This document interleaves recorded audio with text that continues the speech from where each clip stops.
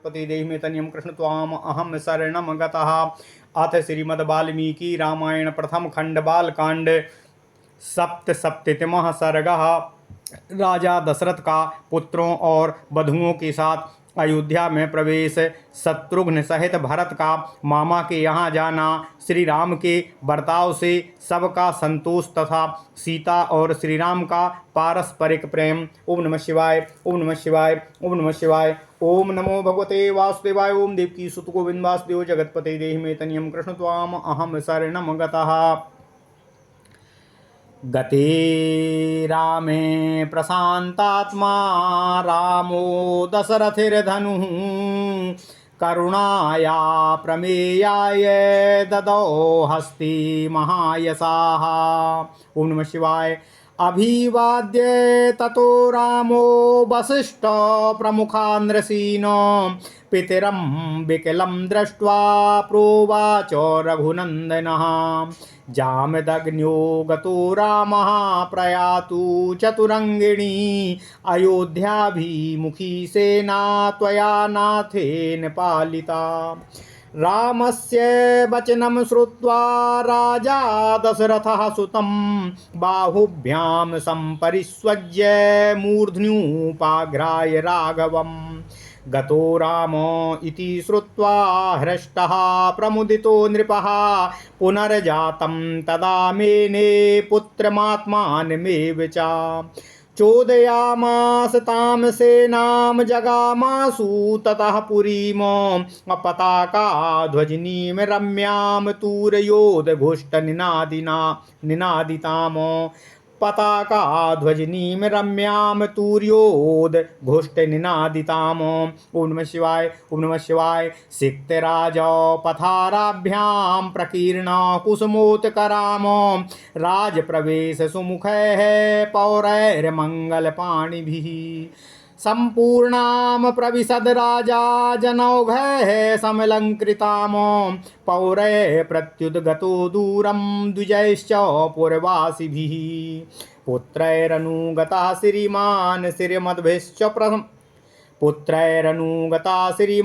श्रीमद्भिश्च महायशाः प्रविवेश गृहं राजा हिमवत्सदृशं प्रियम्।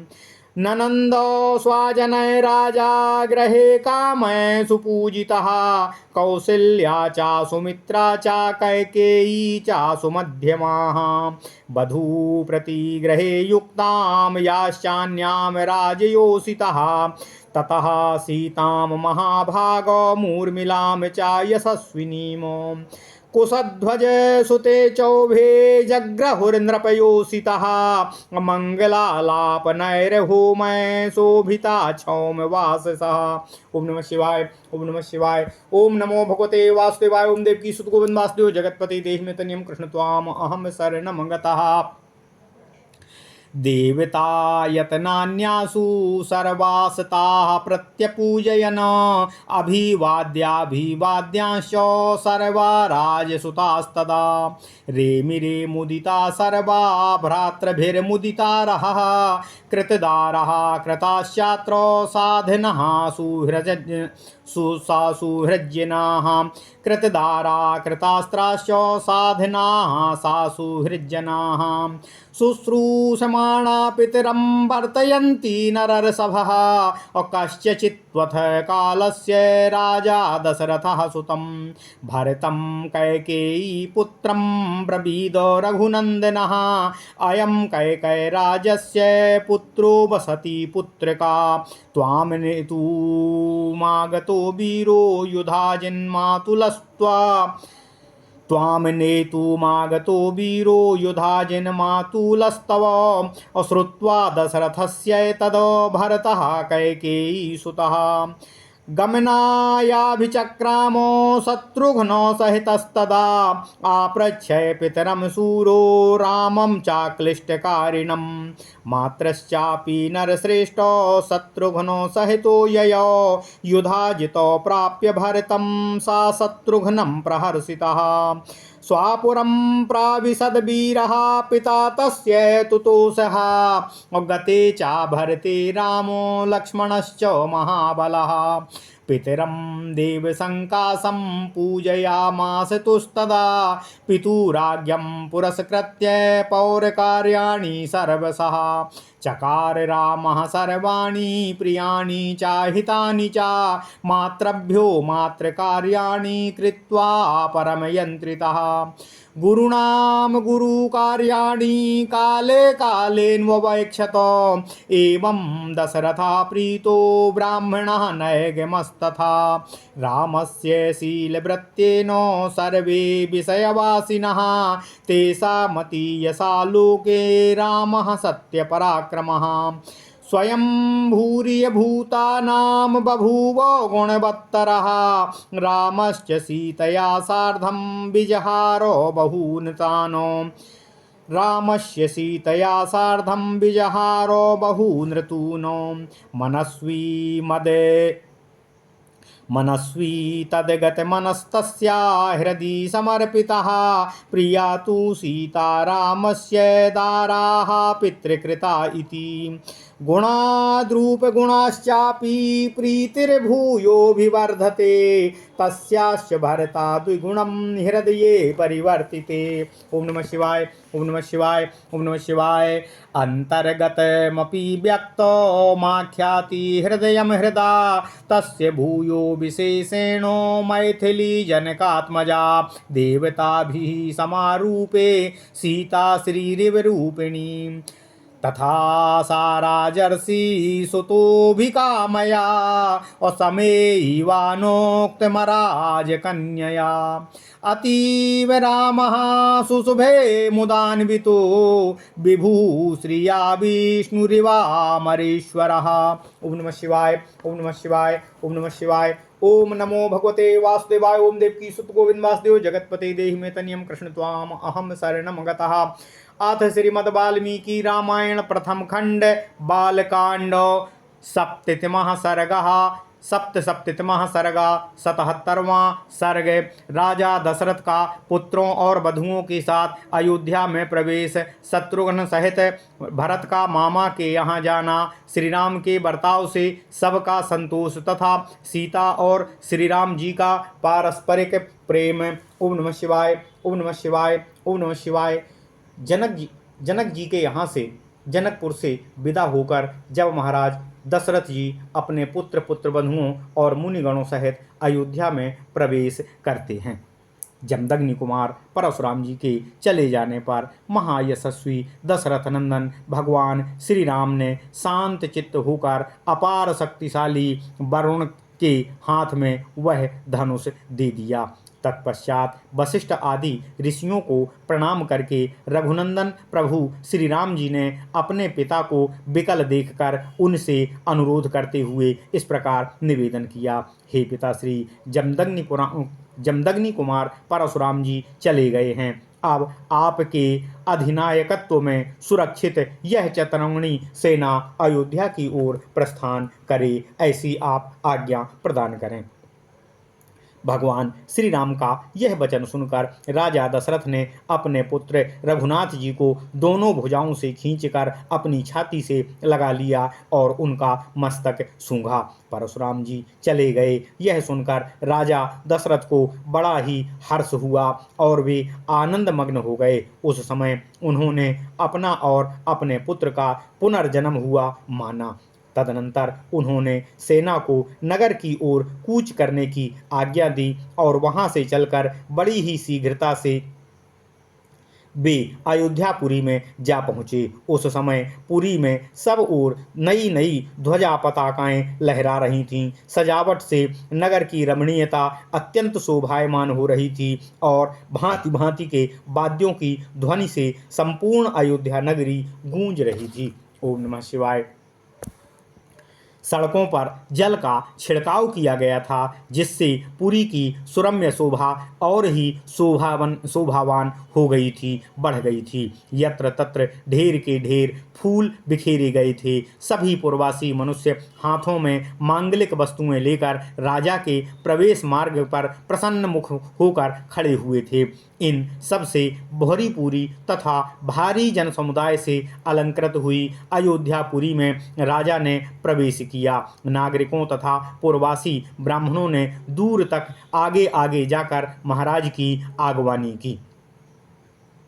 अपने कांतिवान पुत्रों के साथ महायशस्वी श्रीमान राजा दशरथ ने अपने प्रिय राजभवन में, जो हिमालय के समान सुंदर और गगनचुंबी था, प्रवेश किया। राजमहल में स्वजनों द्वारा मनोवांछित वस्तुओं से परम पूजित होकर राजा दशरथ ने बड़े आनंद का अनुभव किया। महारानी कौशल्या, सुमित्रा, सुंदर कट प्रदेश वाली कैकेयी तथा जो अन्य राजपत्नियां थीं, वे सभी सब बहुओं को उतारने के कार्य में जुट गईं। इसके बाद राज परिवार की उन सभी स्त्रियों ने परम सौभाग्यवती सीता, यशस्विनी, उर्मिला तथा कुशध्वज की दोनों पुत्रियों मांडवी और सुकृति को उनकी उनकी सवारी से उतारा और मंगल गीत गाती हुई सब वधुओं को अपने अपने घर में ले गईं। वे प्रवेश कालिक होम कर्म से सुशोभित तथा रेशमी साड़ियों से अलंकृत थीं। उन सब ने देव मंदिरों में ले जाकर उन बहुओं से देवताओं का पूजन करवाया। तदनंतर नववधू रूप में आई हुई उन सभी राजकुमारियों ने वंदनीय अपनी सासों, ससुर आदि के चरणों में प्रणाम किया और अपने अपने पति के साथ एकांत में रहकर वे सब की सब बड़े ही आनंद से अपना समय व्यतीत करने लगीं। भगवान श्री राम आदि पुरुष श्रेष्ठ चारों भाई अस्त्र विद्या में निपुण और विवाहित होकर धन और मित्रों के साथ रहते हुए पिता की सेवा में करने संलग्न हो गए। कुछ काल के बाद रघुकुल नंदन राजा दशरथ ने अपने पुत्र कैकेयी कुमार भरत से कहा, बेटा, ये तुम्हारे मामा कैकेयी राजकुमार वीर युधाजित तुम्हें लेने के लिए यहाँ आए हैं और कई दिनों से यहाँ ठहरे हुए हैं। दशरथ जी की यह बात सुनकर कैकेयी कुमार भरत ने उस समय शत्रुघ्न के साथ मामा के यहाँ जाने का विचार किया। वे नरश्रेष्ठ सूरवीर भरत अपने पिता राजा दशरथ की अनायास ही महान कर्म करने वाले श्री राम तथा सभी माताओं से पूछकर उनकी आज्ञा लेकर शत्रुघ्न सहित मामा के साथ मामा के नगर के लिए प्रस्थान कर दिए। शत्रुघ्न सहित भरत को साथ लेकर वीर युधाजित बड़े हर्ष के साथ अपने नगर में प्रवेश किया। इससे उनके पिता को बहुत ही संतोष और प्रसन्नता हुई। भरत के चले जाने पर महाबली श्री राम और लक्ष्मण उन दिनों अपने देवोपम पिता की सेवा और पूजा में संलग्न रहने लगे। पिता की आज्ञा सिरोधार्य करके वे नगरवासियों के सब काम देखने तथा उनके समस्त प्रिय तथा हितकर कार्यों को संपादित करने लगे। वे अपने को बड़े ही संयम से रखते थे और समय समय पर माताओं के लिए उनके आवश्यक कार्य भी पूर्ण करके गुरुजनों की भी भारी से भारी कार्यों को सिद्ध करके उनका सभी का ध्यान रखते थे। उनके इस बर्ताव से राजा दशरथ वेदवेत्ता ब्राह्मण तथा वैश्य वर्ग बड़े ही प्रसन्न रहते थे। प्रभु श्री राम के उत्तम शील और सद्व्यवहार से उस राज्य के भीतर निवास करने वाले सभी मनुष्य बहुत खुश, संतुष्ट और प्रसन्न रहते थे। राजा के उन चारों पुत्रों में सत्य पराक्रमी श्री राम ही लोक में अत्यंत यशस्वी तथा महान गुणवान हुए, ठीक उसी तरह जैसे समस्त भूतों में स्वयंभू ब्रह्मा ही अत्यंत यशस्वी और महान गुणवान हुए हैं। भगवान श्री रामचंद्र जी की सदा सीता के हृदय मंदिर में विराजमान रहते थे। भगवान श्री रामचंद्र जी सदा सीता के हृदय मंदिर में विराजमान रहते थे तथा मनस्वी श्री राम का मन भी सीता में ही लगा रहता था। श्री राम ने सीता के साथ अनेक ऋतुओं तक विहार किया। ओम नमः शिवाय, ओम नमः शिवाय, ओम नमो भगवते वासुदेवाय, ओम देवकी सुत गोविंद वासुदेव जगतपते देहि तनियम कृष्ण त्वाम अहम शरणम गतः। सीता और प्रभु श्री राम को सीता भी प्रभु श्री राम को बहुत ही प्रिय थीं, क्योंकि वे अपने पिता राजा जनक द्वारा प्रभु श्री राम के हाथ में पत्नी रूप से समर्पित की गई थीं। सीता के पातिव्रत्य आदि गुण से तथा उनके सौंदर्य गुण से ही भगवान श्री राम का उनके प्रति अधिकाधिक प्रेम निरंतर बढ़ता ही चला जा रहा था। इसी प्रकार सीता के हृदय में भी उनके पति प्रभु श्री राम अपने गुण और सौंदर्य के कारण द्विगुण प्रीति पात्र बनकर सदा विराजमान रहते थे। जनक नंदिनी मिथिलेश कुमारी सीता प्रभु श्री राम के हार्दिक अभिप्राय को भी अपने हृदय से ही और अधिक रूप से जान लेती थीं तथा स्पष्ट रूप से बता देती थीं कि वे रूप में देवांगनाओं के समान थीं और मूर्तिमती लक्ष्मी सी प्रतीत होती थीं। श्रेष्ठ राजकुमारी सीता प्रभु श्री राम की ही कामना सदा रखती थीं और प्रभु श्री राम भी एकमात्र उन्हीं को ही अपने मन मंदिर में सदा बसाए रहते थे। जैसे लक्ष्मी के साथ देवेश्वर भगवान श्रीहरि विष्णु की शोभा होती है, उसी प्रकार उन सीता देवी के साथ राजर्षि दशरथ कुमार श्री राम परम प्रसन्न रहकर बड़ी ही शोभा पाने लगे थे। ओम नमः शिवाय। इत्यर्थे श्रीमद् रामायणे वाल्मीकिये आदि काव्ये बालकांडे सप्तसप्ततितमः सर्गः। इस प्रकार श्री वाल्मीकि निर्मित अर्थ रामायण आदि काव्य के बालकांड में 77वां सर्ग पूर्ण हुआ। यहाँ बालकांड संपूर्णम, बालकांड पूर्ण हुआ। ओम नमः शिवाय, ओम नमः शिवाय, ओम नमः शिवाय। ओम नमो भगवते वासुदेवाय। ओम देवकी सुत गोविंद वासुदेव जगतपते देहि मे तनियम कृष्ण त्वाम अहम शरणम गतः।